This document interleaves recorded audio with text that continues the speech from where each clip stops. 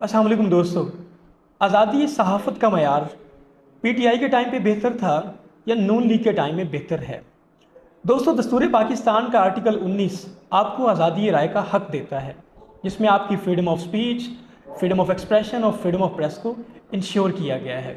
लेकिन दोस्तों, हाल ही में गवर्नमेंट ने national cyber crime security agency establish कर दी है, जिसके ऊपर पीटीआई वाले दोस्त बहुत शोर मचा रहे हैं कि इस एजेंसी के ज़रिए मीडिया को मज़ल किया जाएगा, मीडिया की सेंसरशिप की जाएगी, लोगों को थ्रेट किया जाएगा, उनकी आज़ादी राय हक जो है उनसे वो छीन ली जाएगी। और जब इकॉनमी डूब रही है, गरीब के पास खाने को कुछ नहीं, इन्फ्लेशन बढ़ रही है, अनएम्प्लॉयमेंट बढ़ रही है, तो गवर्नमेंट किस काम की तरफ जा रही है?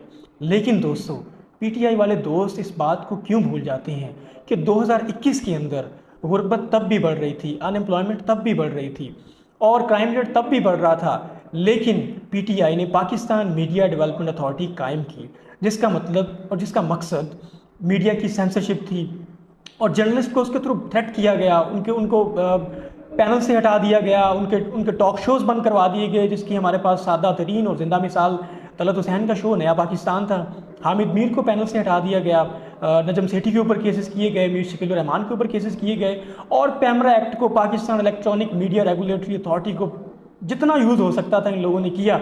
और इसी वजह से दोस्तों, रिपोर्टर्स विदाउट बॉर्डर्स इस एजेंसी ने पीटीआई के फाउंडर इमरान खान को मीडिया प्रेडेटर का टाइटल दिया। और दोस्तों, इसके साथ साथ पाकिस्तान वर्ल्ड प्रेस फ्रीडम के अंदर 12 पॉइंट्स नीचे आ गया।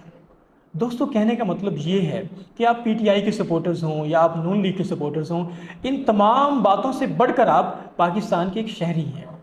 जो चीज़ आप देखें कि पाकिस्तान के मफाद के अंदर जा रही है, आप उसको अप्रिशिएट करें। आप ये ना देखें कि किसने ये बात की है, आप ये देखें कि बात क्या कही गई है।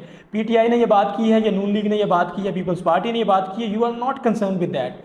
अगर मुल्क के मफाद में कोई बात है, कोई कदम है, तो आप उसको अप्रिशिएट करें। अगर मुल्क के मफाद के ख़िलाफ़ है तो आप डेफिनेटली इसको क्रिटिसाइज़ करें, ताकि एक बेहतर राय आमा हमवार हो और इस मुल्क को बेहतर डायरेक्शन के अंदर लाया जा सके और यहाँ पे डेमोक्रेटिक वैल्यूज़ को दोबारा से रिवाइव किया जा सके। बहुत शुक्रिया।